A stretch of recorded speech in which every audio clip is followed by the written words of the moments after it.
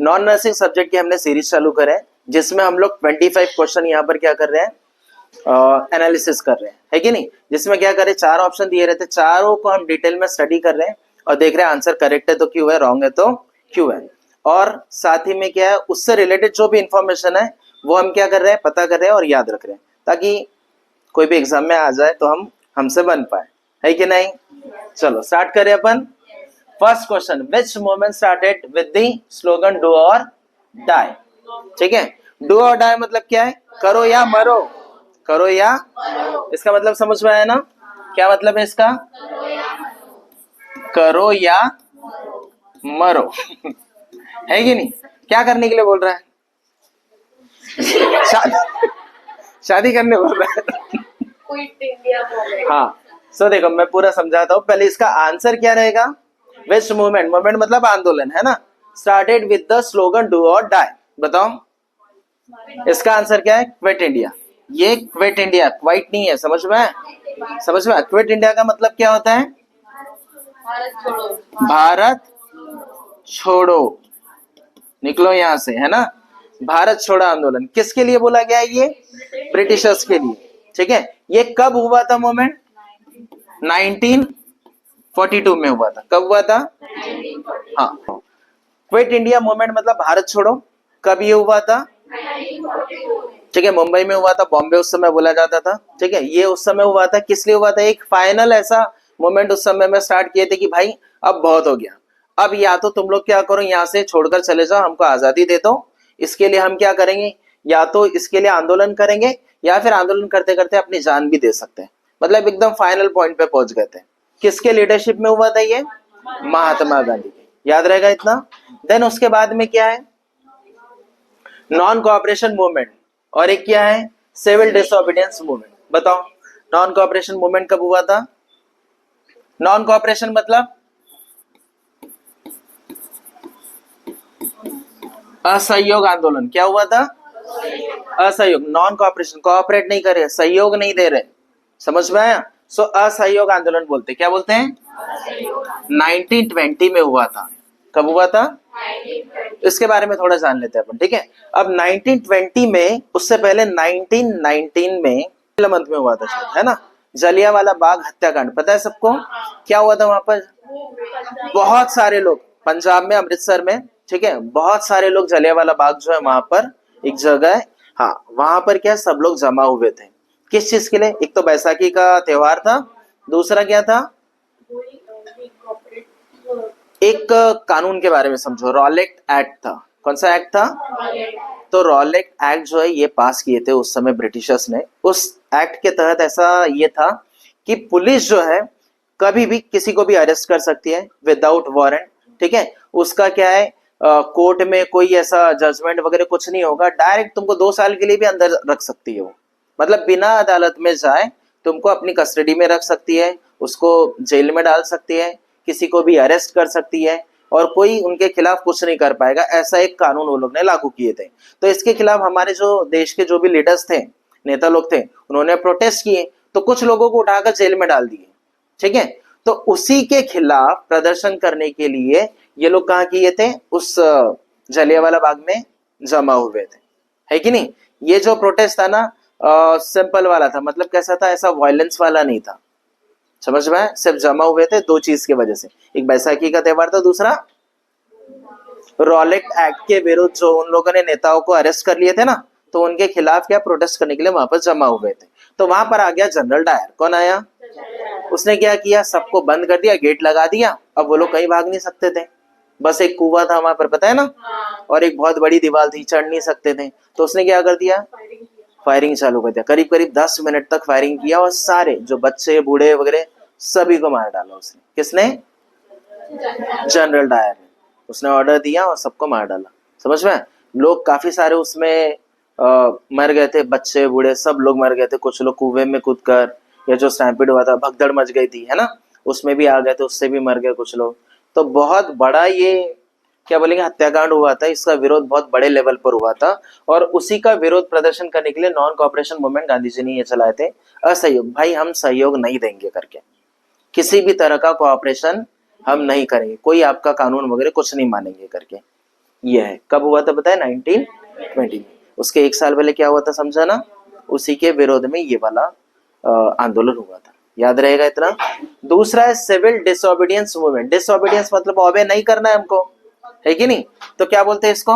सविनय, क्या? सविनय अवज्ञा,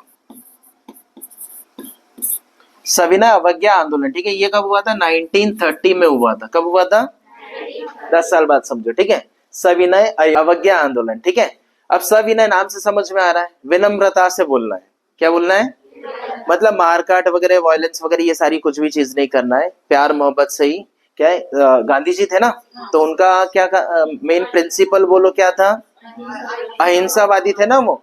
तो उनके हिसाब से उनका ये कहना था कि भाई विनम्रता से ही हम क्या करेंगे, उनका विरोध करेंगे, मारकाट करके या कुछ ऐसा करके नहीं करेंगे। ठीक है, सो ये सिविल डिसोबीडियंस मूवमेंट हुआ था। अवज्ञा आंदोलन मतलब उनकी कोई भी बात जो है, कानून जो है या जो इम्पोज कर रहे हैं वो किसी भी तरह का कुछ भी, वो कोई भी चीज हम नहीं मानेंगे करके, समझ में आया? डिसऑबे करेंगे करके। ठीक है, समझ में आया? कब हुआ था? 1913।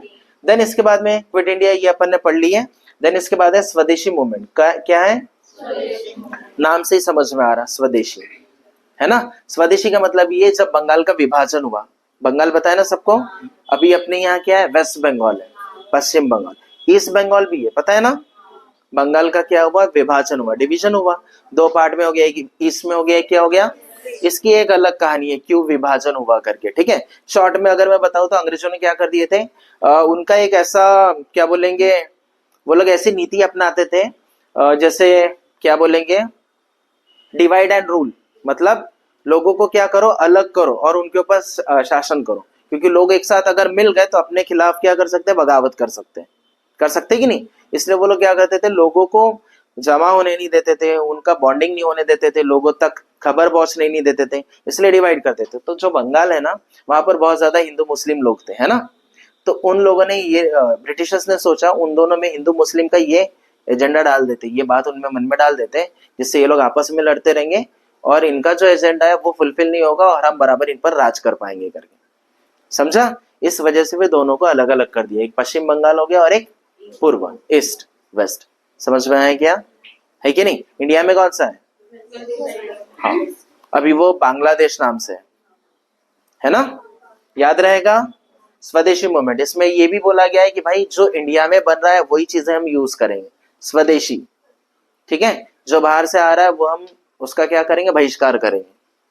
ठीक है, समझ में आ गया? सारे पॉइंट्स क्लियर हो गए? चलो नेक्स्ट। हम कैसा पढ़ रहे हैं? पॉइंट क्लियर है?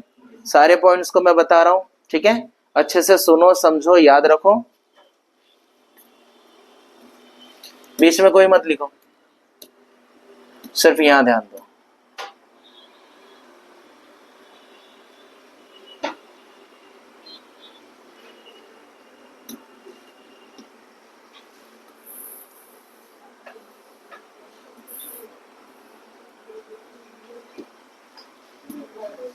सो देखो, the largest fresh water lake in India is, हाँ, फ्रेश वाटर क्यों बोलता है? किसी ने ताजा पानी डाल दिया क्या? हाँ, फिर फ्रेश वाटर मतलब क्या है? ये सॉल्टी नहीं है, सलाइन वाटर नहीं है, अल्कलाइन नहीं है। समझ में आया? समझ में आया क्या? फ्रेश वाटर पी सकते हैं इसको। पॉइंट क्लियर है यहाँ तक? अब सारे लेक जो है ये फ्रेश वाटर के रहते हैं ऐसा नहीं है ना? क्योंकि उनमें जो वो जो लेक है वो कहाँ पर सिचुएटेड है, लोकेशन क्या है उसका, उस पर भी डिपेंड करता है। अगर उसके नीचे मान लो बहुत सारे ऐसे खारे पत्थर है या चट्टान है, सॉल्टी टाइप में कोई रॉक्स वगैरह है, तो वो जो झील है या लेक है वो ऑटोमेटिकली क्या हो जाएंगे? सॉल्टी टाइप हो जाएंगे। समझ में आया? अब झील या लेक बनने के बहुत सारे रीजंस रहते हैं, अलग अलग रीजंस रहते हैं जिस वजह से झील बनती है। ठीक है, झील मतलब समझता ना, लेक। हाँ, देखो, एक क्या है? चिल्का है, एक वुलार है, एक डल है और एक लोकतक है। कौन सा है इसका आंसर? चिल्का। वो नाम सुना इसलिए बोल रहे क्या? वुलार लेक। कौन सा है? अब इसके बारे में हम लोग थोड़ा समझ लेते हैं कि ये सारी चीजें है कहां पर, मतलब ये लेक्स कहां पर है करके। ठीक है,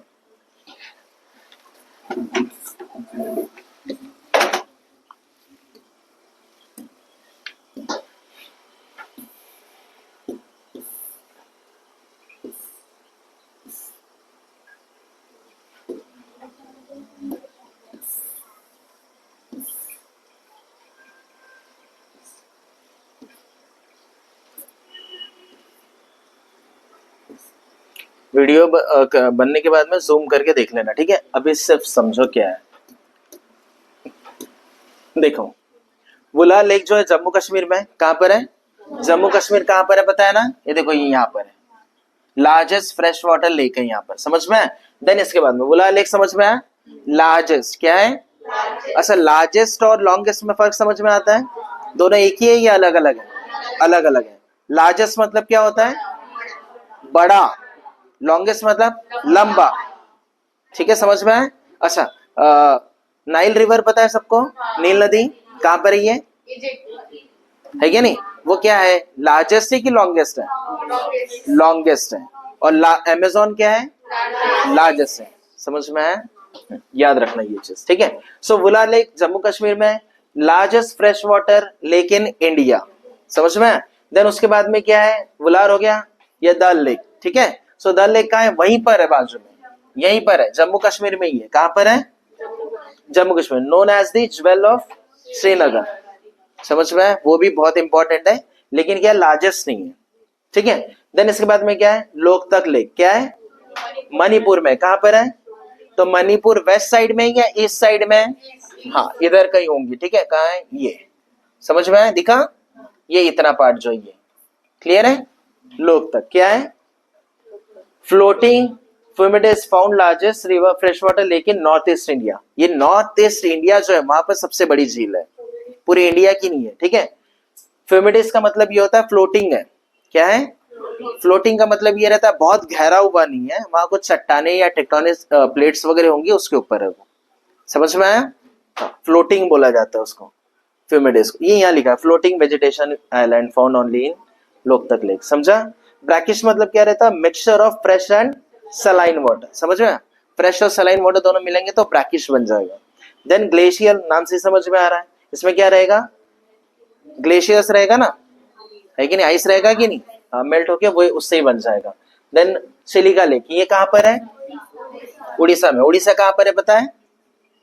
ये, समझा? लार्जेस्ट ब्रैकिश वाटर लेक, अगर ये भी सवाल आया तो बोल सकते हैं, बन जाएगा भी। सिलिका लेक क्या है? Largest brackish water lake. Brackish water मतलब समझा? सलाइन प्लस फ्रेश, ठीक है। वुला समझ में आया? जम्मू कश्मीर में है। दाल भी यहीं तक है, ये वाला, है कि नहीं? ये ज्वेल ऑफ श्रीनगर है। और ये क्या? लार्जेस्ट रिवर है फ्रेश वाटर का, सॉरी रिवर बोल रहा हूँ, क्या? लेक। लोकतक कहां पर है? हाँ, ये चार्ट दिख रहा है, टेबल यहाँ पर, एक बार थोड़ा सा स्टडी कर लेना इसको, बाकी भी चीजें इसमें दी है तो थोड़ा सा याद रखना, ठीक है। यहाँ पर मैंने मैप दे दिया है, यहाँ पोजीशन तुम लोगों को पता चल जाएगा, ठीक है। अपन कहाँ रहते हैं? कौन से राज्य में? महाराष्ट्र। महाराष्ट्र में कोई झील है क्या? लेक लोनार, है ना, बहुत फेमस है ना। कहाँ पर है ये?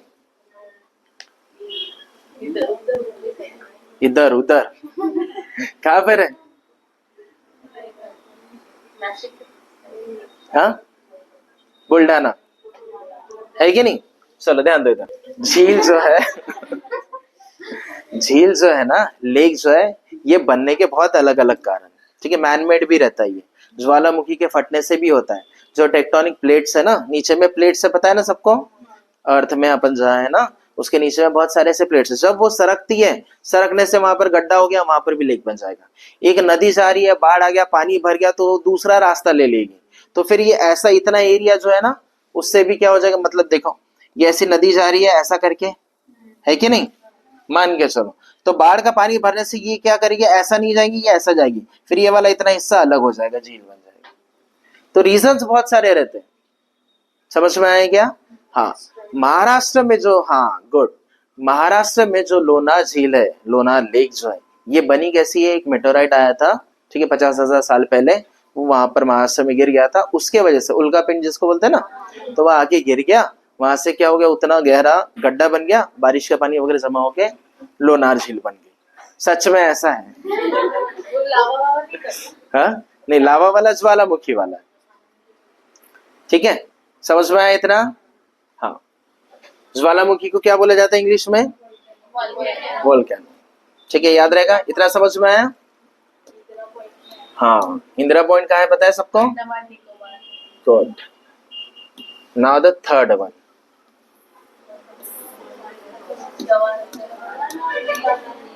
देखो, who was the first president of India? अगर फर्स्ट प्रेसिडेंट पूछा है,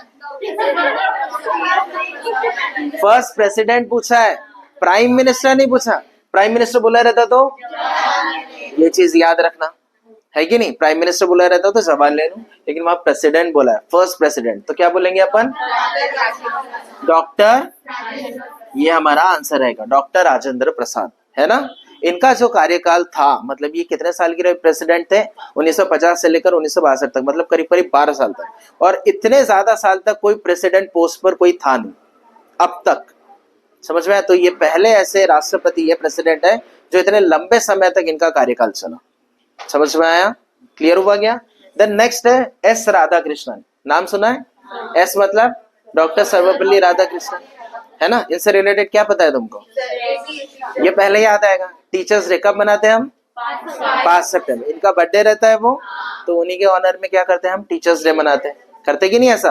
देन इनसे रिलेटेड और क्या पता रहना चाहिए हमको, हाँ, ये सेकंड प्रेसिडेंट थे, फर्स्ट कौन थे, तो ये रिटायर हो गए, निकल गए, फिर उनके बाद कौन अपॉइंट हुआ, हाँ, और ये क्या थे, फर्स्ट वाइस प्रेसिडेंट भी थे, मतलब जब ये प्रेसिडेंट बने तो वाइस प्रेसिडेंट कौन थे, फिर ये बाद में बन गए सेकंड, याद रहेगा, सबको समझ में आया क्या बोल रहा हूं मैं करके, ठीक है। Then doctor B R Ambedkar के बारे में तो बताइए, आर्किटेक्ट ऑफ इंडियन कॉन्स्टिट्यूशन, है कि नहीं, और दलितों के लिए इन्होंने बहुत सारा क्या बोलेंगे संघर्ष वगैरह किया, है ना। हाँ, चलो आगे बढ़ते हैं।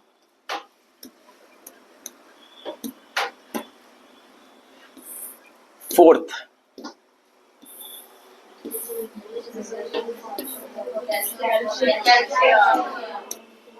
चलो, विच mineral is essential for the formation of bones, जहां पर भी बोन्स की बात आ गई या टीथ की बात आ गई, है ना, तो हम क्या बोलेंगे, कैल्शियम, कैल्शियम फास्फोरस, ये जरूरी होता है ना, होता है कि नहीं। अच्छा मान लो ये अगर हमारे बॉडी में कम हो गया, कैल्शियम बोलो फास्फोरस ये कम हो गया, तो एक डिसीज होती है, क्या ना बोलते हैं, हाँ नहीं,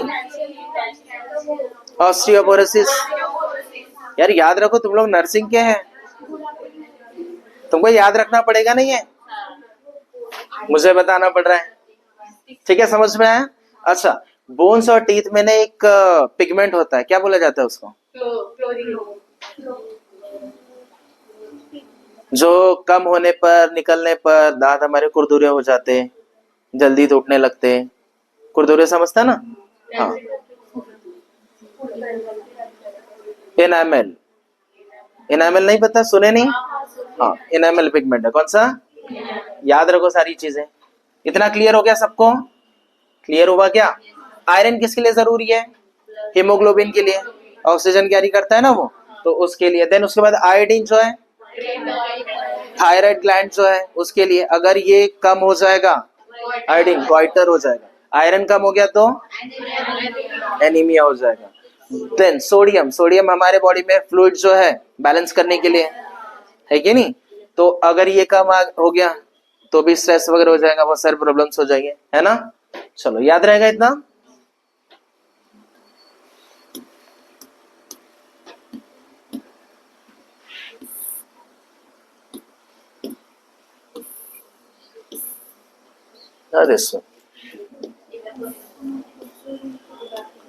सो क्वेश्चन में हमें पूछा है the process of conversion of liquid into gases, liquid से काय में कन्वर्ट हो रहा है, अच्छा सिंपल सा एक प्रोसेस समझो, ठीक है, सॉलिड, लिक्विड और ये स्टेट रहते हैं, है कि नहीं, मैटर के स्टेट है ना, और भी रहते हैं इसके अलावा प्लाज्मा वगैरह और भी रहते हैं, बेसिकली अगर हम देखा जाए तो ये तीन रहते हैं, सॉलिड, लिक्विड और, तो जनरली होता क्या है, जैसे मान लो आइस, बर्फ, है ना, ये कौन सा स्टेट है, सॉलिड, तो इसको अगर हीट प्रोवाइड करेंगे तो काय में कन्वर्ट होगा, लिक्विड में, फिर हीट देंगे तो, समझा क्या, ये ऐसा प्रोसेस एक सिंपल वे में ऐसा चलता है ना, तो उसी से हिसाब से देखो यहाँ पर, तो यहाँ पूछा है लिक्विड से गैस में अगर कन्वर्ट हो रहा है ना, तो कन्वर्ट हो रहा है लिक्विड से, तो क्या बोलेंगे उसको, इवेपोरेशन, समझ में आया, सबको समझा क्या, इवेपोरेशन क्या बोलेंगे, इवेपोरेट हो रहा है वो, बात समझ में आई। देन इसके बाद में इवेपोरेशन को हम वेपराइजेशन भी बोल सकते हैं, समझ में, इवेपोरेशन को क्या बोल सकते हैं, कंडेंसेशन, नाम से समझ में आ रहा है, कंडेंस हो रहा है ना, मतलब क्या, क्या है कंडेंसेशन, क्या है, इवैपोरेशन के बाद का स्टेप है। मतलब इसका अपोजिट है समझो, है ना। गैसियस स्टेट में कुछ है तो वो काय में कन्वर्ट हो रहा है, लिक्विड में, कंडेंस हो रहा है, जम रहा है, समझा। देन इसके बाद में सब्लिमेशन क्या है, ये याद रखो, ये थोड़ा सा इंपॉर्टेंट है। क्या इंपॉर्टेंट है, जनरली क्या होता है, सॉलिड जो है काय में कन्वर्ट होता है, लिक्विड में, और लिक्विड काय में कन्वर्ट होता है। लेकिन सब्लिमेशन में ये प्रोसेस नहीं होता, ये वाला, ये डायरेक्ट सॉलिड काय में कन्वर्ट होता है, गैसियस स्टेट में। कपूर वगैरह देखे क्या, नेफ्थलीन बॉल्स वगैरह ये सब, है ना, वो डायरेक्ट क्या है, लिक्विड में कन्वर्ट नहीं होता, डायरेक्ट क्या है, गैस में कन्वर्ट होते हैं। ठीक है, सब्लिमेशन बोलते हैं। क्या बोलते हैं, इवेपोरेशन मतलब तो पता ही है सबको, है ना। फ्रीजिंग मतलब फ्रीज करना, जमाना, है कि नहीं। टेम्परेचर क्या कर देंगे अपन, उसका कम कर देंगे, कम करते जाएंगे, फ्रीज होते जाएगा। याद रहेगा, ये तीनों नाम याद रहेंगे, तीनों चारों। सब्लिमेशन एग्जाम में आ चुका है, ठीक है, इंपॉर्टेंट है।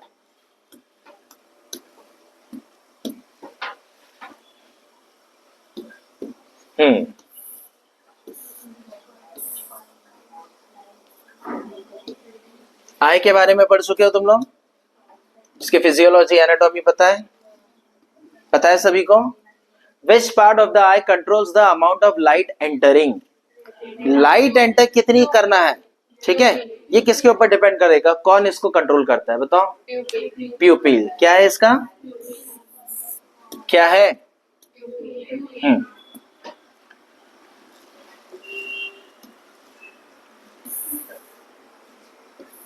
दिखाई दे रहा है,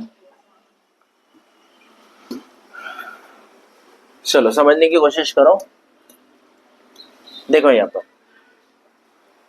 सबसे पहले समझते हैं, जो सबसे आउटर पार्ट रहता है उसको क्या बोला जाता है, कॉर्निया बोला जाता है। क्या बोला जाता है, कॉर्निया के बारे में कुछ आइडिया है, ट्रांसपेरेंट रहता, रिफ्रैक्शन होता है उसमें, तभी लाइट एंटर करेगी, रिफ्लेक्ट होगा क्या, रिफ्रैक्शन, ठीक है। हाँ, ऑर्गन ट्रांसप्लांटेशन के हिसाब से अगर कॉर्निया की बात करें तो ये क्या है, बहुत इंपॉर्टेंट ऑर्गन है या टिश्यू है कि नहीं। तो ये डोनेट कर सकते हैं अपन, कर सकते कि नहीं।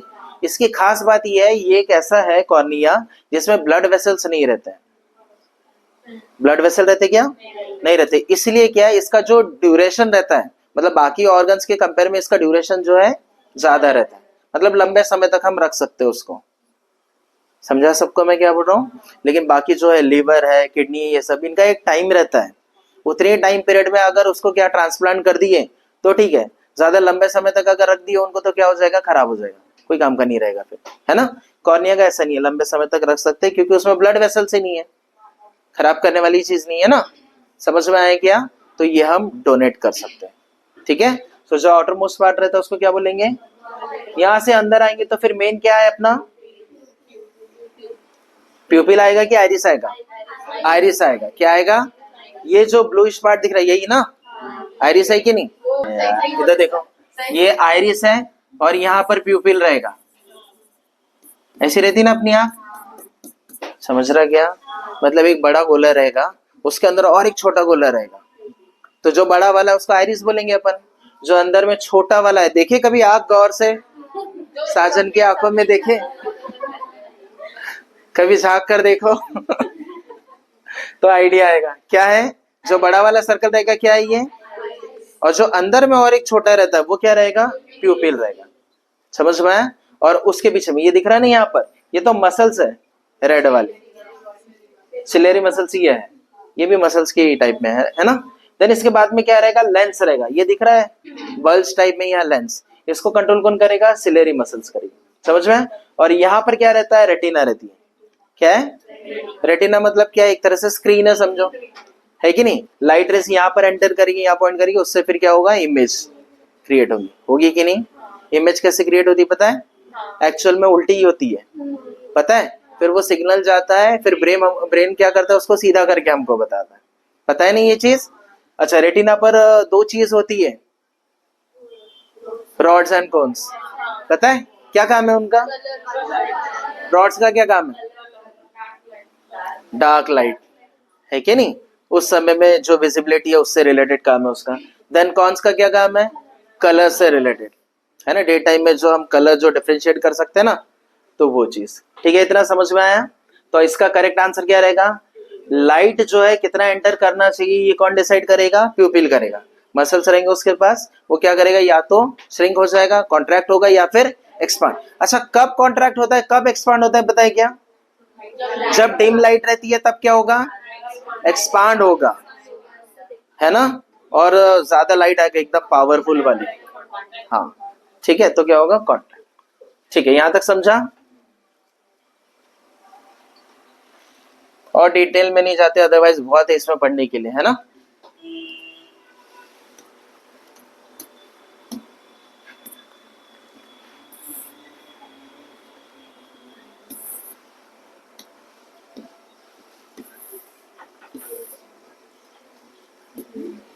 Which ministry implements the National Health Mission NHM, है ना, national health mission? Ministry of women and child development, ministry of health and family welfare, ministry of rural development. Rural मतलब ग्रामीण, गांव खेड़े विलेजेस, है ना। तो शहर को क्या बोला जाता है, urban. Ministry of social justice मतलब सोशल, सामाजिक न्याय। ठीक है, बताओ क्या है ऑप्शन कौन सा है, सी, रूरल डेवलपमेंट। नहीं, नेशनल हेल्थ मिशन, इसका आंसर क्या है, ऑप्शन बी। क्या है, option B, ministry of health and family welfare. ठीक है, ये इंप्लीमेंट करेगा। एनएचएम क्या करता है, which ministry implements the NHM, है ना, कौन सी मिनिस्ट्री जो है एनएचएम को क्या करता है, इंप्लीमेंट करता है। तो क्या है, ministry of health and family, हाँ। Ministry of women and child development, ये किससे रिलेटेड है, हाँ, आईसीडी, है ना। और पोषण या फिर बेटी बचाओ बेटी पढ़ाओ, ऐसे स्कीम या, है ना, उन वो सब मिशन से रिलेटेड। देन इसके बाद इसका तो समझ में आ गया nation. Ministry of rural development, गांव खेड़ से रिलेटेड रहेगा, है ना। देन इसके बाद में मिनिस्ट्री ऑफ सोशल जस्टिस, ये जो प्रिविलेज्ड पर्सन रहते हैं या डिसेबल्ड पर्सन रहते हैं ना, या दलित लोग, उनके लिए ये काम में आता है, जस्टिस के लिए। ठीक है, इतना समझ में आया।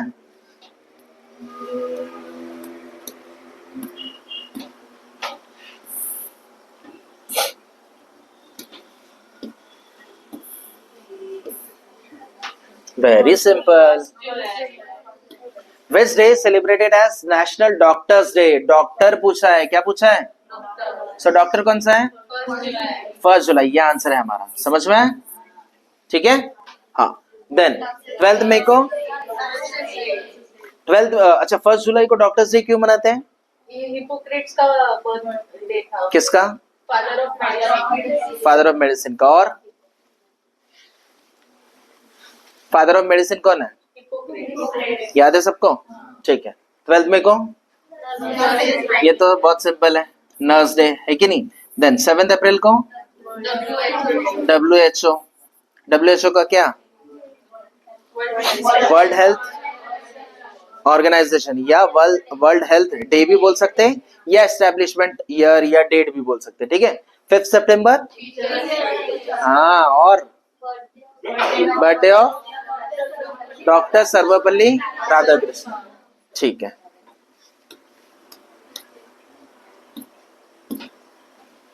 नेक्स्ट है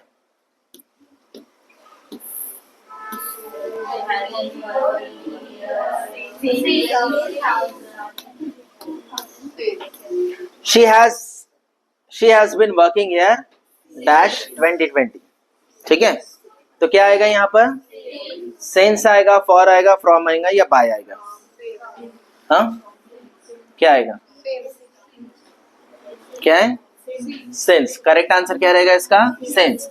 जब हमको पॉइंट ऑफ टाइम बताना पड़ता है, क्या है,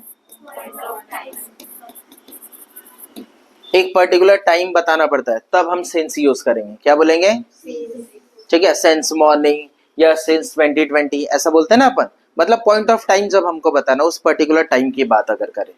पीरियड ऑफ टाइम की अगर हम बात करेंगे तब हम फॉर का यूज करेंगे, कब का, ठीक है, period of time. Period of time मतलब क्या है, फॉर 2 years, फॉर 5 years, ऐसा जब बोलते हैं ना अपन, पीरियड ऑफ टाइम जब हम बता रहे तब फॉर का यूज करें। फ्रॉम कब बोलते हैं अपन, स्टार्टिंग एंडिंग पीरियड जिसमें रहता है कि भाई यहाँ से चालू हुआ, फ्रॉम दिस टू दैट, ऐसा टाइम कुछ बताना पड़ता है ना हमको, डेट या टाइम, तब हम फ्रॉम का यूज करेंगे। बाय,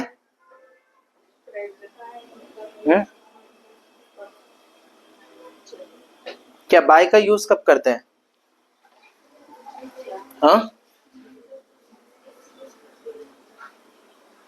जैसे हमको कोई टाइम से रिलेटेड बताना है कि यहाँ तक, जैसे कि मान लो क्या एग्जांपल है, she has been working here. देखो, शी फिनिशेस या she finish the work by 5 o'clock। समझा?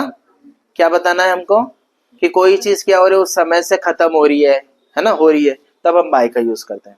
आया समझ में? चारों में डिफरेंस क्लियर हो गया? पक्का? चलो,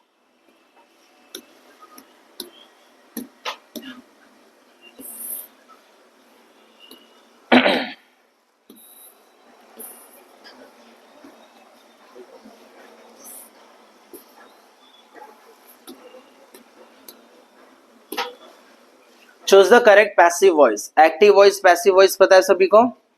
वॉइस के दो क्या बोलेंगे टाइप होता है, एक्टिव वॉइस और पैसिव वॉइस। क्या डिफरेंस होता है, बेसिक डिफरेंस? एक्टिव वॉइस में क्या रहता है, जो करता है, डूयर है, उसको इंपॉर्टेंस दिया जाता है ना। और जो पैसिव वॉइस में क्या है, जो ऑब्जेक्ट है, कर्म, उसको क्या करते हैं, इंपॉर्टेंस दिया जाता है कि नहीं? देखो, दे कंप्लीटेड द वर्क यस्टरडे, उन्होंने यस्टरडे क्या कर दिया, कंप्लीट कर दिया कोई काम। तो क्या रहेगा इसका, पैसिव वॉइस में क्या रहेगा?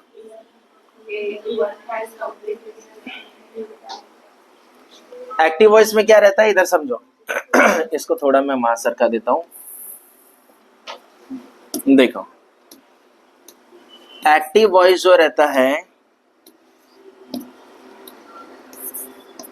एक्टिव वॉइस एक रहता है और एक क्या रहता है, पैसिव वॉइस रहता है। ठीक है,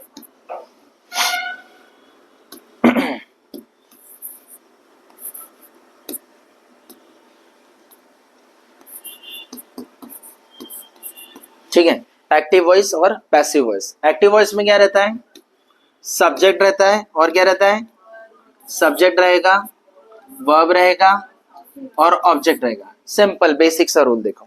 ठीक है, हालांकि वर्ब में और भी आते हैं टाइप्स, कौन कौन से रहेंगे करके। ठीक है, लेकिन पैसिव वॉइस में क्या रहेगा, ये वाला इधर आ जाएगा, मतलब ऑब्जेक्ट, फिर उस हिसाब से चेंज होंगे यहाँ पर, और फिर क्या रहेगा, और फिर अदर वर्ड्स वगैरह अगर कुछ रहेंगे तो उस हिसाब से। जहाँ जैसे यहाँ पर देखो, सब्जेक्ट क्या है, यहाँ पर सब्जेक्ट क्या है, ये दे जो है, ये क्या है, सब्जेक्ट। कंप्लीटेड, ये क्या है, वर्ब है। द वर्क, ये क्या है, ऑब्जेक्ट है। और ये एक्स्ट्रा वर्ड्स या अदर वर्ड्स जो भी बोलो, समझ में है? तो रूल के हिसाब से क्या है, पैसिव वॉइस में क्या होना चाहिए, पहले क्या आना चाहिए, ऑब्जेक्ट। सो हमारा क्वेश्चन जो है या आंसर जो है वो स्टार्ट होगा द वर्क, तो सारे ही द वर्क वाले है कि नहीं? सो द वर्क तो आएगा। ठीक है, हम यहाँ लिख देते हैं द वर्क। ठीक है, इतना समझा? वर्ब, अब ये पास्ट टेंस में है तो वॉज वर ये कोई आएगा, वॉज वर किस में है, अच्छा ये नहीं आएगा, एलिमिनेट हो गया क्योंकि इज है, बराबर। हैज यहाँ पर आ गया, इसलिए ये भी क्या हो गया, एलिमिनेट हो गया। अब दो ऑप्शन हमारे पास बच गए, दोनों में क्या आया, वॉज आया। समझा वॉज क्यों आया, कंप्लीटेड में ईडी है ना, पास्ट टेंस, इस हिसाब से वॉज या वर आना चाहिए, आना चाहिए कि नहीं? द वर्क, फिर क्या आएगा, वॉज। ठीक है, फिर क्या आएगा, जो वर्ब है वो कौन सा, कंप्लीटेड है ना, द वर्क वॉज कंप्लीटेड, क्या आएगा, कंप्लीटेड। ठीक है, देन इसके बाद क्या आएगा, bye them, bye completed, third form आना चाहिए वर्ब का। फिर बाय, बाय के बाद क्या है, जो सब्जेक्ट रहेगा दे, वहां जाके क्या बन जाएगा, देम बन जाएगा। ये समझ में आता है ना? जैसे अगर मान लो वी रहता है यहाँ पे, दे के बदले में वी, तो पीछे जाकर क्या हो गया रहता है, अस। ये कन्वर्जन सबको पता है ना? तो बाय क्या आएगा यहाँ पे, देम, कौन सा ऑप्शन है, हाँ। फिर यस्टरडे वगैरह जो भी एक्स्ट्रा वर्ड्स है वो लगा देंगे। समझा, कौन सा आंसर है, ऑप्शन ए, ये हमारा करेक्ट आंसर है। रूल समझ में आया सबको? एक्टिव वॉइस में सब्जेक्ट वर्ब ऑब्जेक्ट आएगा, पैसिव वॉइस करते समय ये फर्स्ट आ जाएगा और ये पीछे चले जाएगा, और जो टेंस है उसके हिसाब से फिर यहाँ चेंज होगा। ठीक है, इतना क्लियर हुआ?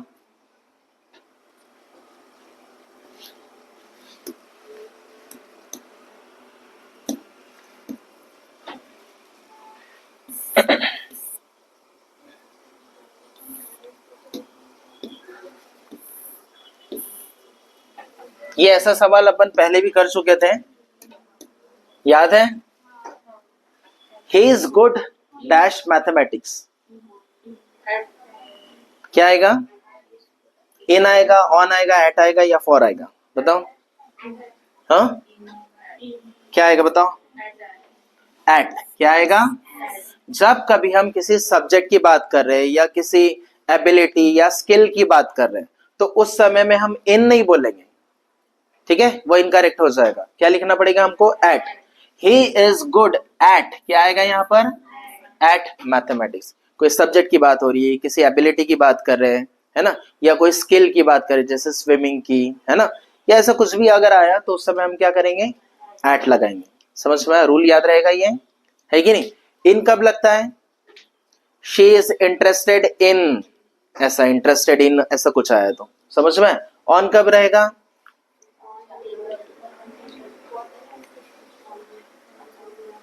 हाँ, this lecture is on so and so topics, बराबर है ना? टॉपिक्स से रिलेटेड अगर कुछ बोलना है तब हम क्या करते हैं? ऑन। और फॉर का तो अलग ही है, ठीक है? समझ में आया नहीं है?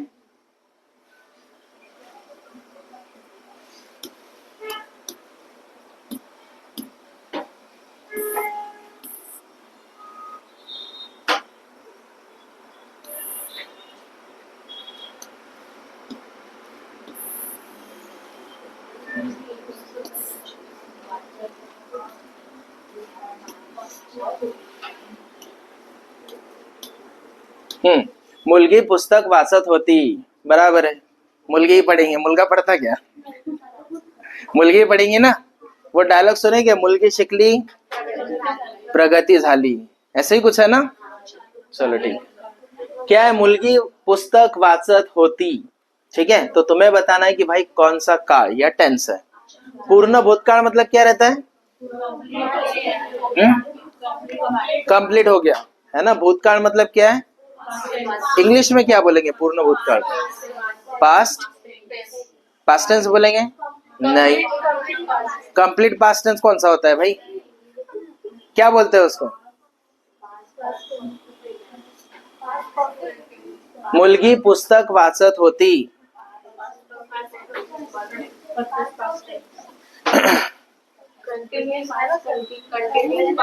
ये आंसर ये है, ऐसा नहीं बोल रहा हूं मैं क्या पूछ रहा हूँ? सिर्फ पूर्ण भूतकाल मतलब क्या होता है ये बताओ। पूर्ण मतलब कंप्लीट हो गया, कंप्लीट हो गया मतलब परफेक्ट टेंस में आ गया। काय में आ गया? समझ में आया क्या? हाँ, कंप्लीट हो गया, ठीक है। पूर्ण के बदले में अगर अपूर्ण आएगा मतलब खत्म नहीं हुआ, मतलब कंटिन्यूस टेंस है। भूतकाल मतलब क्या? पास्ट टेंस है, समझा? Past perfect tense. कौन सा? वर्तमान काल मतलब सिंपल प्रेजेंट टेंस, सिंपल वाला, कंटिन्यूस वाला नहीं, ठीक है। चालू, चालू मतलब क्या है? कंटिन्यूस पास्ट टेंस, समझ में आया? और देन उसके बाद क्या है? भविष्य काल, फ्यूचर टेंस। ये सिंपल फ्यूचर टेंस है, ये क्या है? कंटिन्यूस। चालू मतलब कंटिन्यूस, या पूर्ण ऐसा भी वर्ड आता है, ठीक है। देन वर्तमान काल मतलब प्रेजेंट, पूर्ण मतलब जो पूरा हो गया, परफेक्ट। समझ में?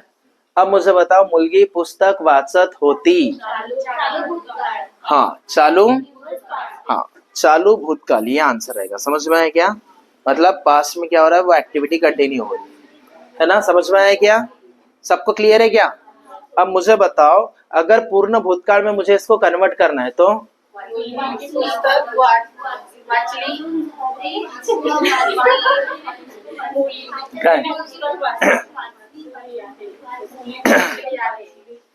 मुलगी या फिर तीने बोल सकते हैं। तीने पुस्तक, तीने पुस्तक वाच ले, बराबर है, पढ़ लिया ना उसने। समझ में आएगा? नेक्स्ट, वर्तमान काल में क्या आएगा? ती या मुलगी पुस्तक वाचत आहे, ऐसा ही होगा ना? देन इसके बाद में थर्ड वाला तो यही है, मुलगी पुस्तक वाचत होती, पढ़ रही थी।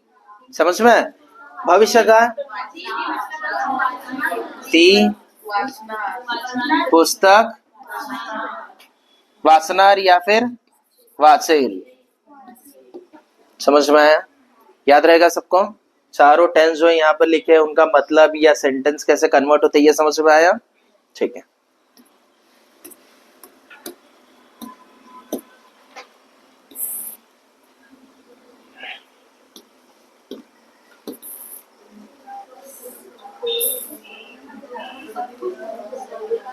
देखो यहाँ क्वेश्चन में पूछा है तो इतका बोल का आहे कि सर्वांना त्रास होतो, है ना। कोई कोई रहता है ना बहुत ज्यादा बोलने वाले, बड़बड़ करने वाले रहते कि नहीं, त्रास होता ना उससे, वही बताना है। जवाब दो ना यार, सो रहे क्या तुम लोग, बंद करना है क्या?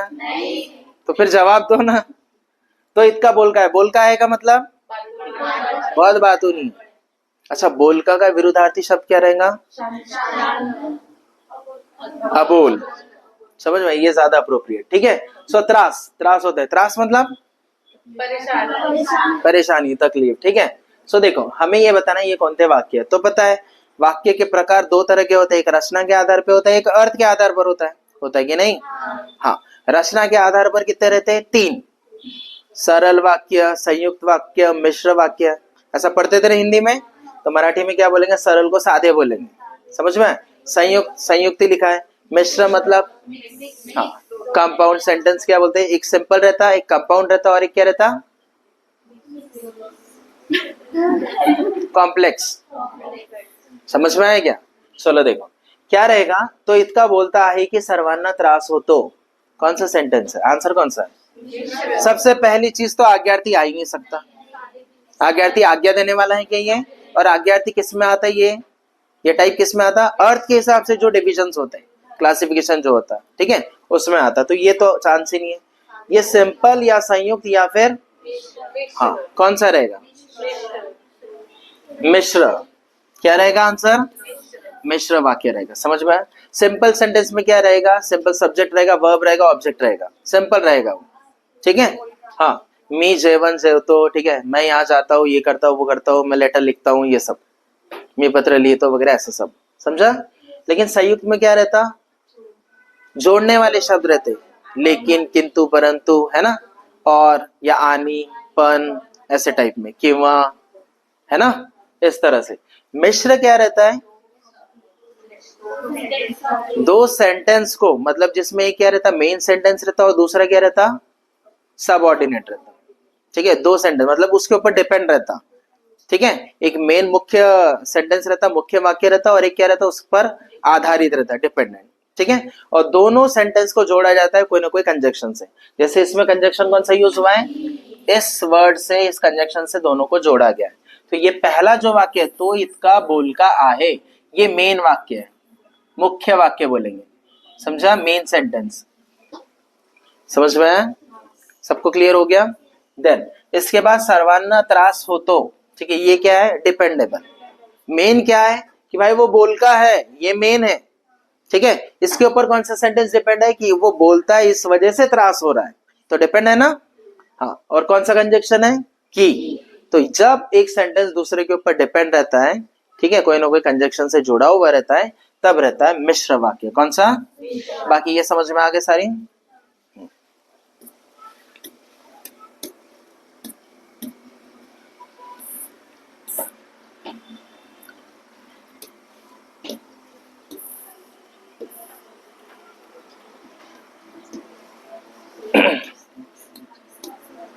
देखो खाली बिगी योग्य समास ओळखा, ठीक है।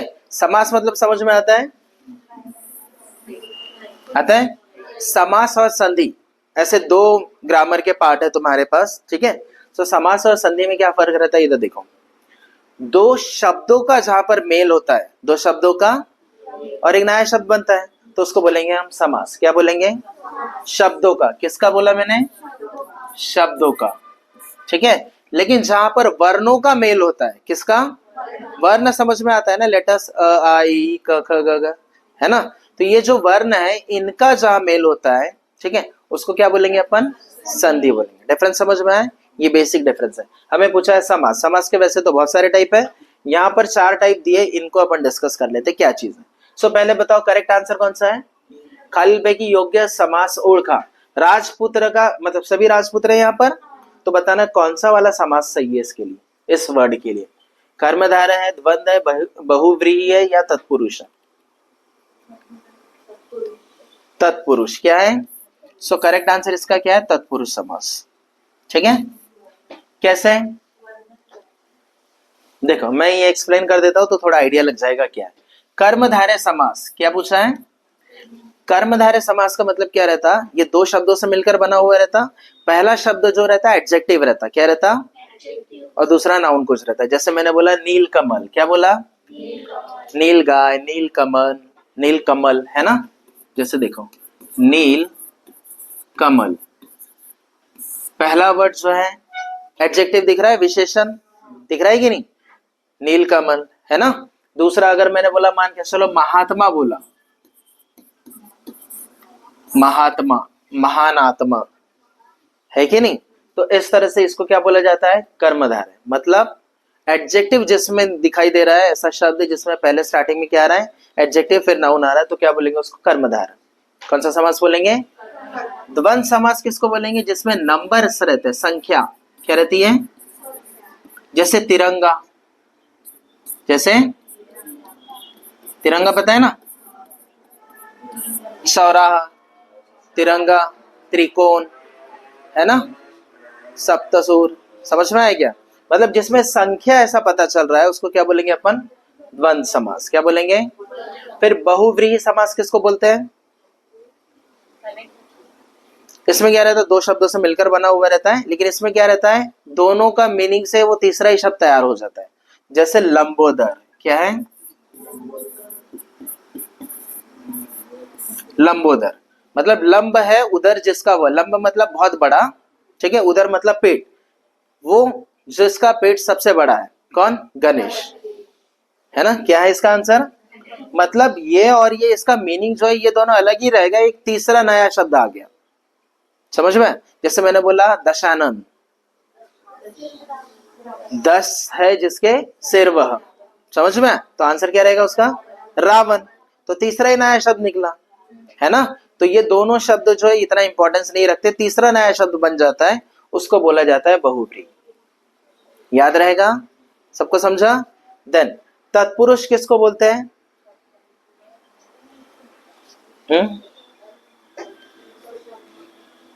तत्पुरुष किसे पता है। तत्पुरुष जो है राजपुत्र, राजपुत्र पुत्र का मतलब क्या होता है, राजपुत्र मतलब राजाचा पुत्र। राजमहल अगर आया तो राजाचा महल, समझ में, ठीक है। कैसे रहेगा ये, इसका विग्रह कैसे होगा, ये समझ में आया, राजाचा पुत्र, राजमहल रहा तो जो ऐसा स्प्लिट अप हो रहा है, वर्ड जो है ऐसे विग्रह हो रहे हैं उनके, ठीक है, उसको क्या बोलेंगे, तत्पुरुष। जनरली इसमें चाची ऐसे वर्ड्स आते हैं, ठीक है। पहला और दूसरा शब्द ये रहता है, किसी में पहला शब्द प्रमुख रहता है, उसका इंपॉर्टेंस दिया जाता है, किसी में क्या है, दूसरा शब्द जो है उसको इंपॉर्टेंस दिया रहता है। तो ये समझ में आ गया, ठीक है। हाँ,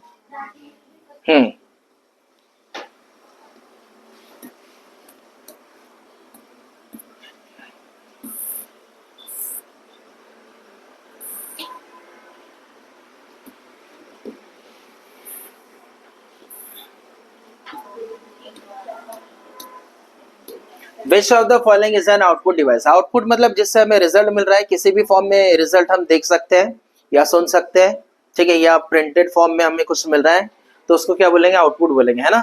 कीबोर्ड से क्या करते हैं, हम डेटा एंटर करते हैं उसमें, बराबर है, तो ये नहीं हो सकता। माउस से हम क्लिक करें इनपुट दे रहे हैं, ये भी नहीं हो सकता।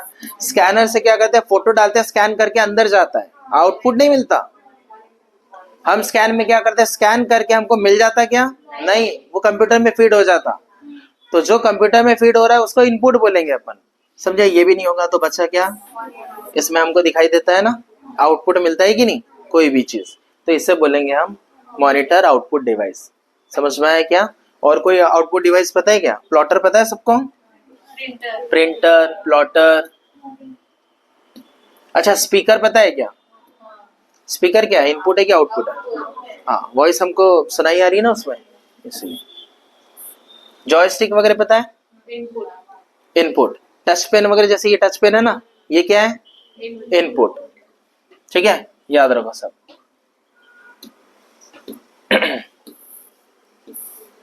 Which key is used to move the next line? हाँ, इसमें क्या चलता है, हमको सुनो, फॉरवर्ड वाला डिलीट करना है, बैकवर्ड वाला डिलीट करना है, तो उस केस में अलग बटन्स रहते हैं, वो एक आता है।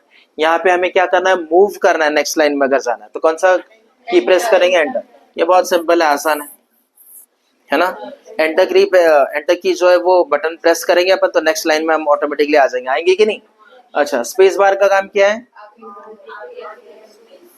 स्पेस देना है, लेटर्स या वर्ड्स के बीच में स्पेस देते ना अपन, तो उसका काम है ये, एक स्पेस आ जाता है, एक लेटर का स्पेस।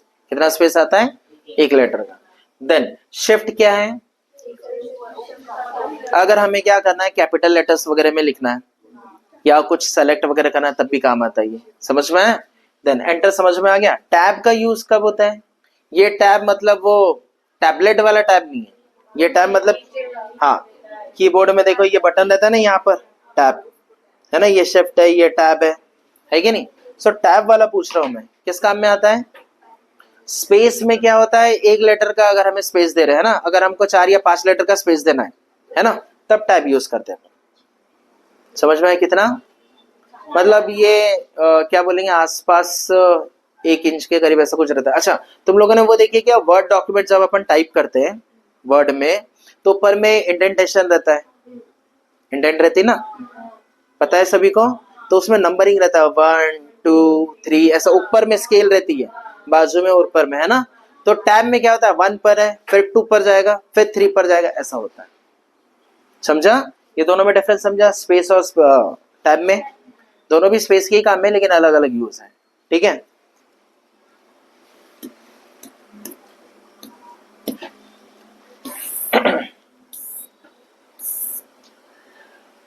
क्या है,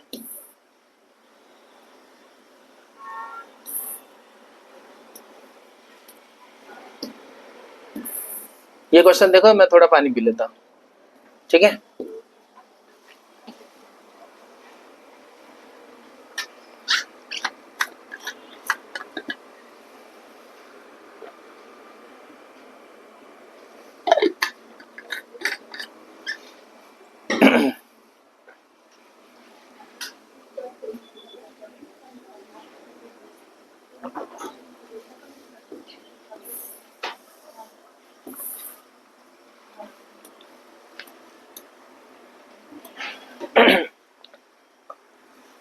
सो देखो यहाँ, A can do a work in 10 days, A नाम का एक बंदा है, ठीक है, कितने दिन में काम करता है वो, 10 दिन में। बी नाम का एक बंदा है, वो कितने दिन में करता है, 15 दिन में करता है ना। If they work together, together मतलब दोनों साथ में मिलकर काम कर रहे हैं, है ना, in how many days will the work be completed. तो मुझे बताओ, अगर दोनों मिलकर साथ में काम करेंगे, तो ये जो है अकेला 10 दिन में कर रहा था, है कि नहीं, तो 10 से कम दिन लगेंगे फिर अगर दोनों मिलकर साथ में करेंगे। बात समझ में आई क्या, क्योंकि ये भी ज्वाइन हो जाएगा, तो जहां ये अकेला 10 दिन में कर रहा था, तो आधे दिन से आसपास कुछ लगेगा कि नहीं। अंदाज कैसे बैठाना है ये समझो। पहली चीज तो 10 से बड़ा कोई आंसर रहेगा हमारा ऑप्शन में, उसको एलिमिनेट कर देंगे, तो है ही, समझा, है कि नहीं। तो 10 के अंदर ही आंसर आएगा, अगर रहता तो एलिमिनेट कर दिए रहते। अब इसको फाइंड करने का या कैलकुलेट करने का सबसे आसान तरीका क्या है, ए का 10 डेज लिख दो, बी का 15 डेज, सी और एक बंदा रहता तो उसका भी लिख दिए रहते। फिर इन दोनों का क्या करना है, एलसीएम निकालना पड़ेगा। 10 और 15, एक ऐसा नंबर उठाओ जो दोनों से कटता हो, तो दोनों में से जो बड़ा नंबर है उसको उठा दो। 15 कटेगा क्या, नहीं कटेगा, कटेगा क्या, 10 से नहीं कटता ना 15, तो 20 कटेगा क्या, नहीं कटेगा, ये इससे कटेगा, इससे नहीं कटेगा। 30 कटेगा क्या, इससे भी कटता, इससे भी कटता, तो 30 ले लूंगा मैं। सो ये मेरा रहेगा वर्क 30। सबको समझा गया, 30 आया कहां से, एलसीएम लेकर, एलसीएम लो, या मैं जैसे तुमको बता रहा हूं ना, मेंटली सोचो, कोई एक ऐसा नंबर उठाओ, मैं कुछ भी ले सकता हूँ। 30 के बदले में अगर मान के चलो मैंने 60 लिया, तब भी आंसर आ जाएगा, ठीक है। 100 ले सकता है क्या, 100 ये कटेगा, ये नहीं कटेगा, तो 100 नहीं ले सकता। बात समझ में आई। अब इनकी एफिशिएंसी मुझे फाइंड करना है, तो दोनों को डिवाइड करो, इसका कितना आया 3, इसका कितना आया 2, एफिशिएंसी पता चल गई अपने को। सबको समझ में आया। अब हमारे पास टोटल वर्क है 30, काम हमको दोनों से करवाना है, ए और बी से, इनकी एफिशिएंसी है 3 + 2, तो ये आंसर आ जाएगा 30/5। So final answer will be 6 days. है क्या ऑप्शन में, हाँ। सबको समझ में आया क्या है करके, सिंपल है ना। और एक बंदा रहता है, वैसे ऐड करके हम ऐसे किए रहते हैं, ठीक है, सारे सम्स को ऐसे ही करना है,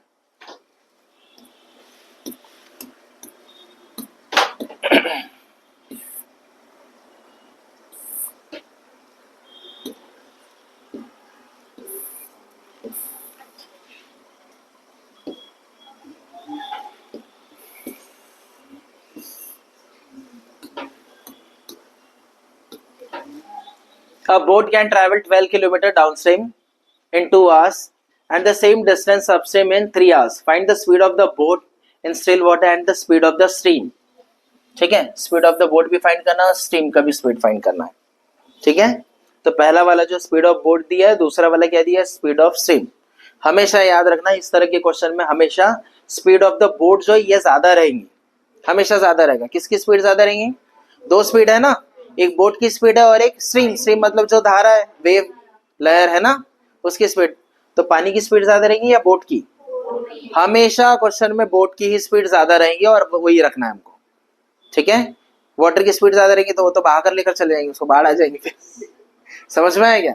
तो जनरली जब ऐसे क्वेश्चन दिया जाता है तो बोट रहता है, तो बोट का आंसर ज्यादा रहेगा इसके कंपेयर में. ये पॉइंट क्लियर है. पहला उल्टा पुल्टा कहीं दिया तो वह ऐसे ही एलिमिनेट हो जाएंगे. ठीक है, जब तक मेंशन न किया हो. तो आगे देखो, अभी हम क्या कर लेते हैं, स्पीड ऑफ बोट को मैं एक्स ले लेता हूँ. किसको एक्स ले रहा हूँ, ये स्पीड ऑफ बोट जो इसको मैं एक्स ले लेता हूँ, और स्पीड ऑफ जो स्ट्रीम है इसको ले लेता हूँ वाई. क्या ले लेता हूँ, किलोमीटर पर आवर जो स्पीड है ना.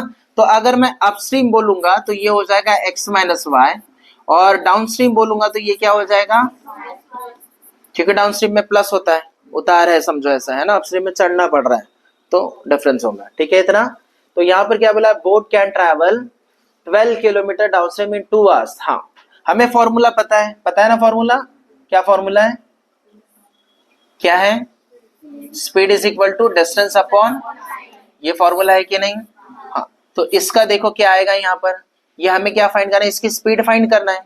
अपस्ट्रीम में क्या स्पीड है, स्पीड नहीं दिया ना हमें, अपस्ट्रीम में कितना स्पीड है दिया है क्या, तो हम ये फॉर्मूले से स्पीड फाइंड कर लेते हैं पहले अपस्ट्रीम का. ठीक है, तो कैसे फाइंड करेंगे, स्पीड का फॉर्मूला डिस्टेंस अपॉन, कितना डिस्टेंस है 12, देखो है कि नहीं. तो ये अपस्ट्रीम है ना, अपस्ट्रीम में कितना लग रहा है बोला 3, ध्यान दो ना अच्छे से, अपस्ट्रीम में 3 आवर्स है ना. हाँ, सो फाइनली कितना आया 4 किलोमीटर पर आवर.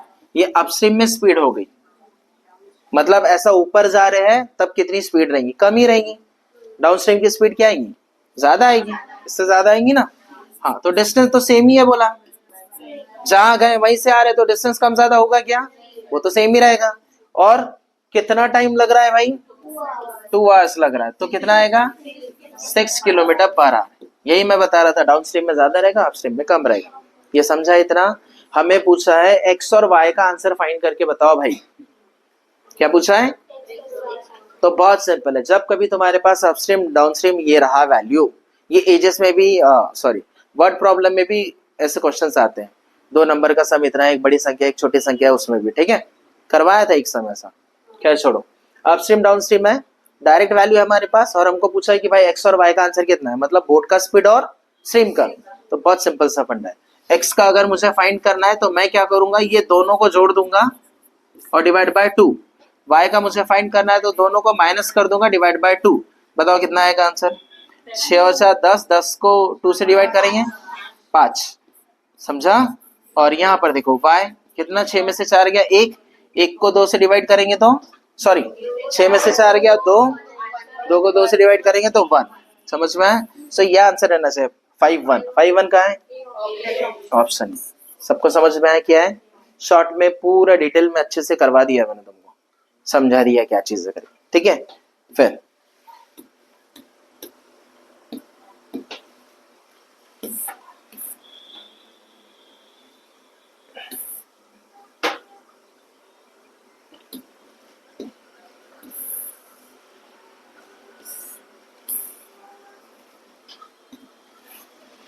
इस क्वेश्चन में देखो क्या हो रहा है, फाइंड द मिसिंग नंबर पूछा है ना. सो ये नंबर की एक सीरीज दिया है, यहाँ पर एक क्वेश्चन मार्क है, यहाँ पर कौन सा नंबर आएगा इनमें से ये बताना है हमको. कुछ आइडिया लग रहा है, सीरीज वाला क्वेश्चन है, समझ में आए तो हमें बताना वहां पर कौन सा नंबर आएगा. तो सबसे पहला स्टेप हमारा ये रहता है, ये नंबर्स को गौर से देखो. पहले तो ये पता करो स्क्वायर नंबर के आसपास है क्या, है क्या आसपास, नहीं है क्या, नहीं है. मल्टीप्लाई वगैरह कुछ हो रहे, क्यूब वाले नंबर है, स्क्वायर वाले, स्क्वायर रूट वाले, कुछ नहीं है ऐसा कुछ भी है ना. तो हमारे पास एक ही ऑप्शन बच जाता, कौन सा, डिफरेंस फाइंड करो. क्या फाइंड करो, हाँ, तो डिफरेंस कैसे फाइंड करेंगे, ये दोनों का डिफरेंस कितना आया 1, ये दोनों का डिफरेंस कितना आया 4, ये दोनों का 18, ये दोनों का कितना आएगा 96, बराबर। तो इनमें कुछ रिलेशन पता चला क्या? इनमें कुछ रिलेशन पता चला क्या? नहीं पता चल रहा। 1 4 ये स्क्वायर नंबर पकड़ सकते ये भी, लेकिन ये नहीं है, ना ही कुछ ऐसा कॉमन उनमें कुछ हो रहा है ना, तो अपन डिफरेंस से नहीं पता कर पा रहे। तो फिर क्या होगा? कॉन्सेक्यूटिव नंबर्स कैसे? हाँ, तो इसको फैक्टोरियल नंबर बोलते हैं। क्या बोलते हैं इसको? Factorial number. मतलब देखो, जैसे ये 1 का तो 1 ही रहेगा, है कि नहीं? फिर 2 कैसे आएगा? तो 2 फैक्टोरियल क्या होता है? ये 1 इंटू 2 कितना आया? 2। फिर 3 फैक्टोरियल, इसका क्या आंसर आएगा? 1 इंटू 2 इंटू 3, करो सबको मल्टीप्लाई, सॉरी ठीक है, कितना? 6। फिर 4 फैक्टोरियल अगर हमको करना है, सो 1 इंटू 2 इंटू 3 इंटू 4, कितना आएगा? ये 3 4 12, 12 2 से कितना? देखो आ रहा है क्या वही नंबर? फिर 5 फैक्टोरियल अगर मुझे करना है, तो 1 इंटू 2 इंटू 3 इंटू 4 इंटू, तो कितना आंसर आएगा? हाँ, 120 आएगा, बराबर है। मतलब 24 यहाँ तक पहुंच गए थे ना, 24 आया था ना, 24 को 5 से करेंगे तो 120, समझा? देन फैक्टोरियल 6 अगर मुझे करना है, तो 1 into 2 into 3 into 4 into 5 into 6, तो मतलब जो 120 आया, 5 तक तो 120 है, फिर से मल्टीप्लाई करते मत बैठना। 120 आया था इंटू 6 कर दो, सो 12 छंग 72 होता ना, 12 6 72, और ये 0, सो फाइनल आंसर हमारा क्या है? Option B. सबको समझा? ये क्वेश्चन आया था फैक्टोरियल वाला, इस तरह से भी आता है, प्लस माइनस करके आता है, मल्टीप्लाई करके आता है, स्क्वायर करो, कुछ ऐड करो, माइनस करो, ऐसे भी बहुत सारे पैटर्न है इसमें, पता है ना? तो ये फैक्टोरियल वाला है। नेक्स्ट,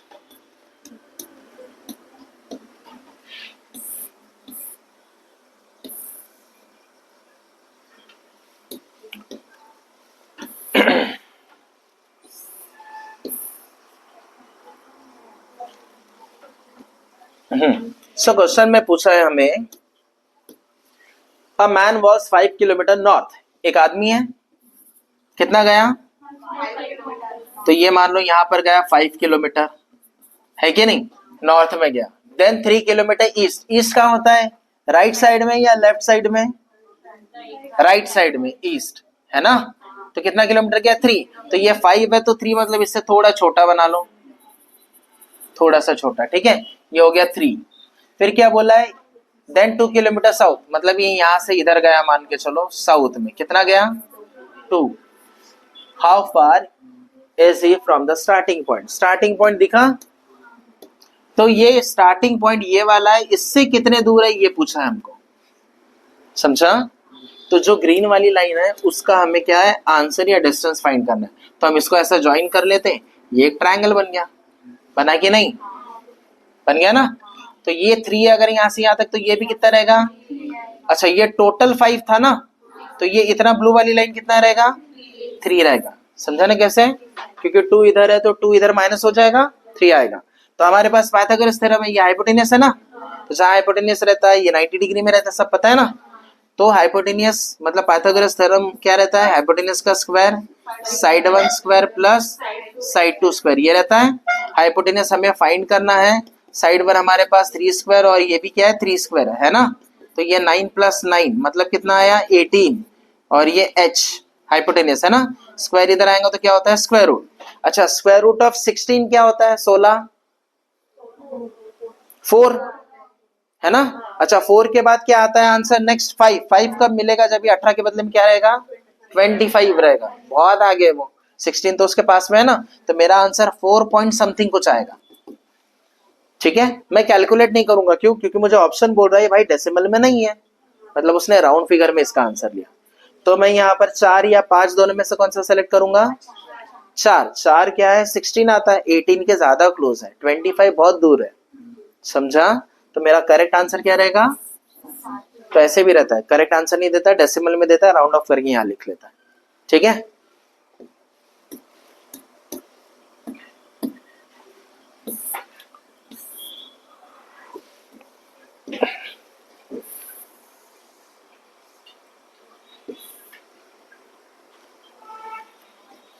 देखो,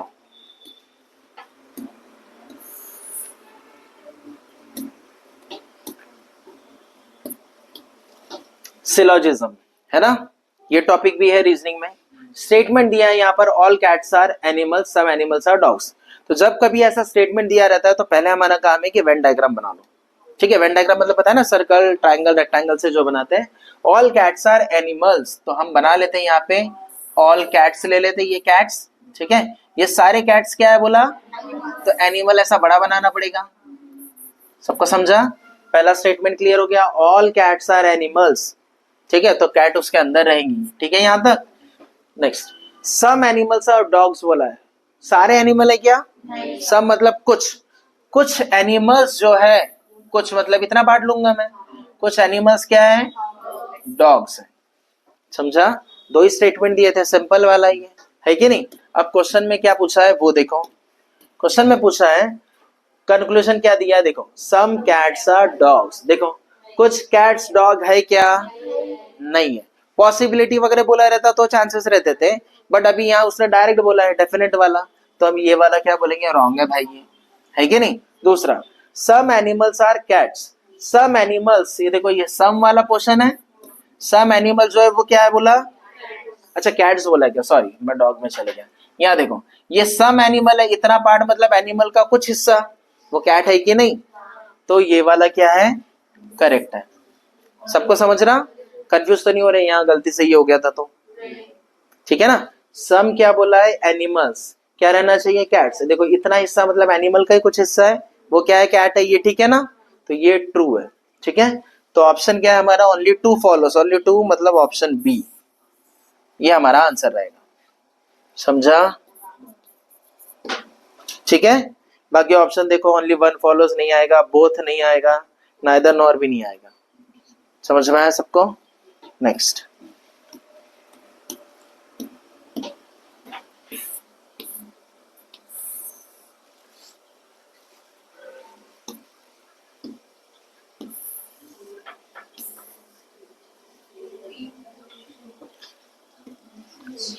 आइडिया है किसी को इसके बारे में कुछ? Which authority is responsible for implementing the PM Poshan scheme at the school level? Women and Child Development. Wrong. इसका आंसर है मिनिस्ट्री ऑफ एजुकेशन, स्कूल से रिलेटेड है, मिनिस्ट्री ऑफ एजुकेशन। कंफ्यूजिंग रहेगा ऐसा ही, ठीक है। अब समझो, पीएम पोषण स्कीम जो है, कौन सी स्कीम, पता है इसके बारे में कुछ? मिड डे मील जो है, याद है, उसी को क्या कर दिया, उसको रिनेम कर दिए। अब इसका नाम क्या हो गया, मिड डे मील का पीएम पोषण स्कीम हो गया, है कि नहीं। इस स्कीम के तहत क्या है, कई सारी चीजें जो है वो इम्प्लीमेंट करने की कोशिश कर रही है सरकार, स्टेट और सेंट्रल लेवल पर होता ही है, मतलब दोनों मिलकर काम करते हैं। क्या होता है एजुकेशन सेक्टर में, मतलब स्कूल में जो गवर्नमेंट या गवर्नमेंट एडेड स्कूल है, ठीक है, फर्स्ट टू लेकर 8th स्टैंडर्ड तक, कहां तक, हाँ, तो उनके लिए ये ऐसा क्वेश्चन भी आता है, कौन से क्लासेस के लिए ये पीएम पोषण योजना जो स्कीम जो है ये इम्प्लीमेंट होता है करके, तो वो भी याद रखना, ठीक है। किसके, कौन करता है ये, स्टेट सेंट्रल दोनों मिलकर करते हैं। समझ में आया क्या? हाँ, और दूसरा होता क्या है यहाँ पर, मिड डे मील, इससे रिलेटेड तो रहेगा, पोषण नाम से समझ में आएगा, है ना, जो न्यूट्रिशन जो है उससे रिलेटेड खाने पीने की चीजें। देन उसके अलावा क्या, एजुकेशन में उनका मन लगना चाहिए, ठीक है, तो वो सारी फैसिलिटी वगैरह उनको प्रोवाइड करेंगे, उनका मन लगना चाहिए, है ना, एब्सेंट नहीं रहना चाहिए, स्कूल आना चाहिए वो लोग, तो हाँ ये सारी चीजें मतलब पढ़ना चाहिए, ये सारी चीजें इस स्कीम के अंदर आती है, ठीक है, इतना समझा। बाकी ministry of women and child development ये पहले भी पढ़ चुके अपन, हेल्थ एंड फैमिली वेलफेयर ये भी पहले पढ़ चुके हैं, लोकल पंचायत इससे रिलेटेड नहीं है वो, ठीक है। चलो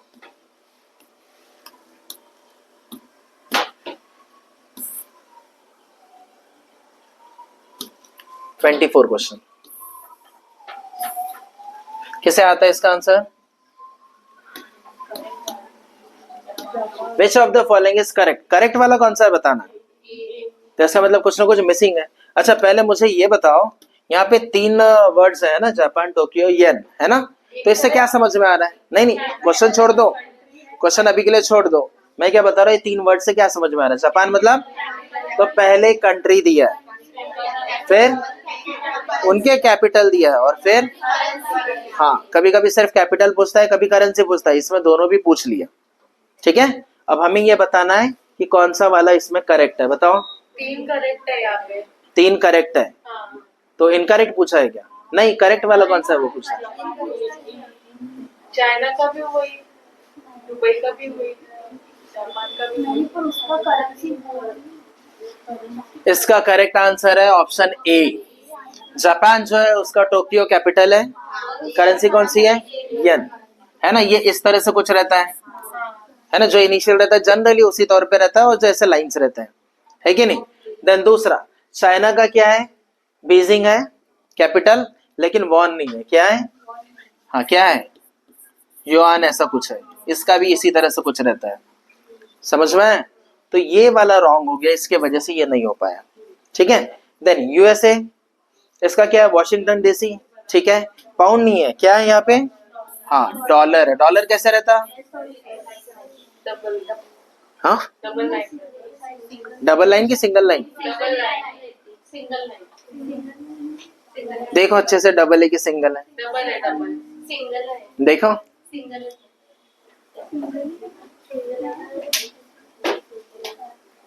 डबल कहाँ देखें?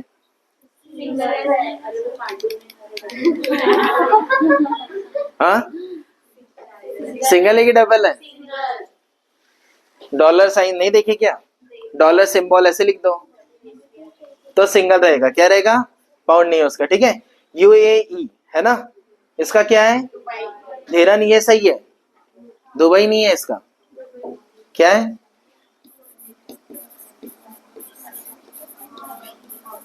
Abu Dhabi. और बाकी ये धीरन रहता है। ठीक है, समझ में आया? ये रॉन्ग हो गया इसमें। किसमें क्या रॉन्ग है और क्या आना चाहिए, ये पॉइंट क्लियर हो गया। तो एक साथ देखो हमको क्या हो गया, कैपिटल्स भी लर्न हो गए वो कंट्री के, और साथ में उनके करेंसी क्या है ये भी हो गए। ठीक है, अच्छा क्वेश्चन था ये, है ना। नेक्स्ट,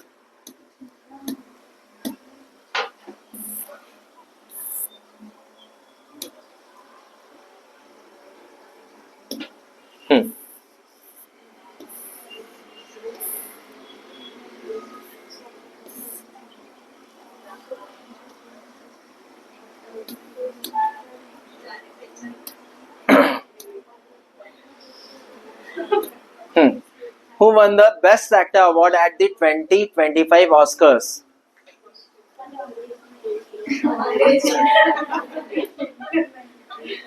अंग्रेज है, नहीं पता। 5 ऑप्शन दिए, ठीक है। लियोनार्डो दी कैप्रियो, ऑस्टिन बटलर, फिर क्या है? ब्रेंडन फ्राजर, फिर विल स्मिथ, एड्रियन ब्रॉडी। किसी को जानते हो क्या इनमें से? किसी को नहीं जानते? अरे यार, ये विल स्मिथ तो फेमस है, लियोनार्डो दी कैप्रियो ये भी तो फेमस है। टाइटैनिक मूवी देखे क्या? फिर विल स्मिथ की मूवी नहीं देखे क्या? एक काला सा वाला सा है एक्टर, नहीं पता? कितना फेमस है यार, तुम लोग मूवीज नहीं देखते क्या? ठीक, पढ़ाई करते तुम लोग, है ना, पढ़ने वाले बच्चे हैं। चलो ठीक है, क्या आएगा इसमें से? क्या आएगा बताओ?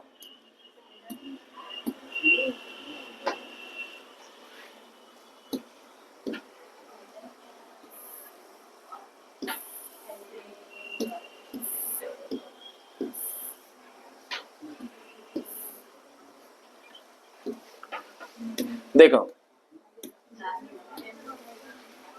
Who won the Best Actor Award at 2025 Oscar? कौन है? लास्ट वाला, एड्रियन ब्रॉडी। ठीक है, देखो उससे रिलेटेड इंफॉर्मेशन देखो। Adrien Brody won the Best Actor Award at the 97th Academy Awards 2005 में जो हुआ था, सॉरी 25 में जो हुआ था, ये कौन सा था? 97th वाला था वो। ठीक है, for his role in the Brutalist. समझ में आया? The actors you listed. अच्छा, बाकी का देख लो थोड़ा। ब्रेंडन फ्रेजर क्या है? इसने भी बेस्ट एक्टर का ऑस्कर अवार्ड जीता था कब? 2023 में, फॉर द वेल। ये याद रखो, कुछ भी पूछ सकता है। ठीक है, विल स्मिथ, इसने भी क्या बेस्ट एक्टर ऑस्कर अवार्ड जीता था कब? 2022 में, फॉर किंग रिचर्ड। समझा? ऑस्टिन बटलर नॉमिनेटेड हुआ था एल्विस में, नॉमिनेट किए थे उसको, ठीक है। फिर लियोनार्डो डी कैप्रियो, ठीक है, previously one in 2016 for the revenant, है कि नहीं, उस मूवी के लिए उसको मिला था, है कि नहीं, बहुत अच्छी मूवी है वो। देन उसके बाद ये टाइम पर भी उसने क्या किया था, क्या किया था, nominate the 2026 also for his role in the One Battle After Another, इसमें भी क्या किया था उसने, नॉमिनेट हुआ था। तो समझ में आया। हाँ, एक क्वेश्चन देखो, एक रह गया अपना क्वेश्चन, कौन सा नंबर का रह गया पता है, किसी ने ध्यान नहीं दिया, एक 16 नंबर वाला क्वेश्चन रह गया।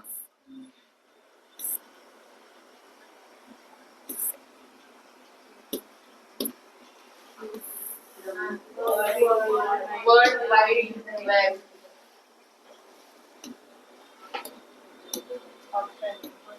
बता जल्दी।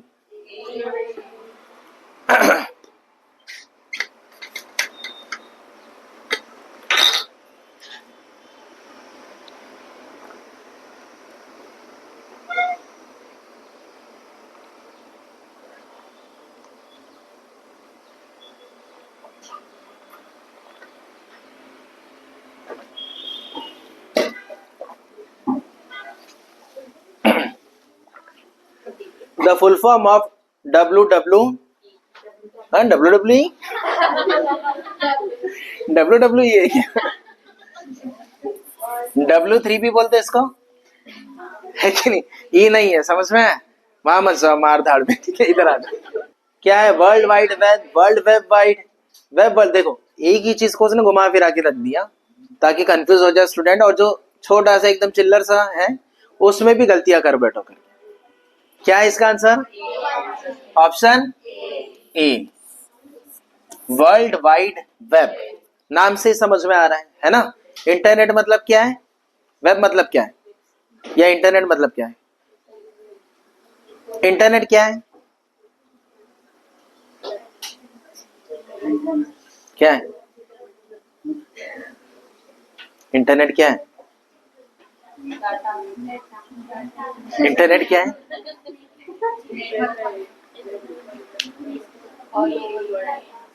इंटरकनेक्टेड जो नेटवर्क रहता है उसको इंटरनेट बोलते हैं, समझ में आया। इंटरनेट मतलब इंटरकनेक्टेड, इंटरकनेक्टेड रहता है वो नेटवर्क में, एक नेटवर्क में है हम, जो हम एक दूसरे से इंटरकनेक्टेड है, समझ में आया।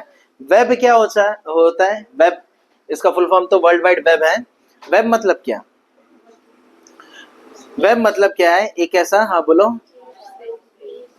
हाँ, एक ऐसी प्लेस जहां पर बहुत सारे वेब पेजेस रखे रहते हैं, जहां से हम कभी भी क्या कर सकते हैं, कोई भी डेटा जो है इंटरनेट के थ्रू हम एक्सेस कर सकते हैं, समझ में आए, समझ में आए। कोई भी वेब पेज, किसी भी साइट पर जाना है हमको, है ना, मैंने कोई साइट बनाया WWE ऐसा, सॉरी मैंने कोई साइट बनाया है, ठीक है, वेबसाइट पता है ना, हाँ, वेबसाइट मतलब वेब का एड्रेस, है ना। तो कोई भी कंपनी या किसी भी ब्रांड का अगर हम www बनाते हैं, वेबसाइट बनाते हैं, तो वो क्या होता है, उसका एड्रेस होता है, क्या होता है, वेब मतलब एक बहुत बड़ा ऐसा जाल है, नेटवर्क का पूरा वेब जाल है। तो उसमें मेरे कंपनी का जो वेब पेज है वो कहां पर लोकेट होगा, उसका जो है एड्रेस है वो ये बताता है। फिर जैसे ही मैं www डॉट और समथिंग जो भी नाम है ना, बियॉन्ड बुक्स अकेडमी ऐसा, तो ऐसा क्लिक कर दूंगा तो क्या करेगा, वेब में जितने भी बीबीए मतलब इस चीज से रिलेटेड जो भी वेब पेज रहेगा वो उठा के मेरी स्क्रीन में दे देगा, वेब ब्राउजर की तरफ। समझ में आया, सबको क्लियर हो गया। अच्छा, इसको सबसे पहले मतलब किसने खोजा था, इन्वेंट किया था,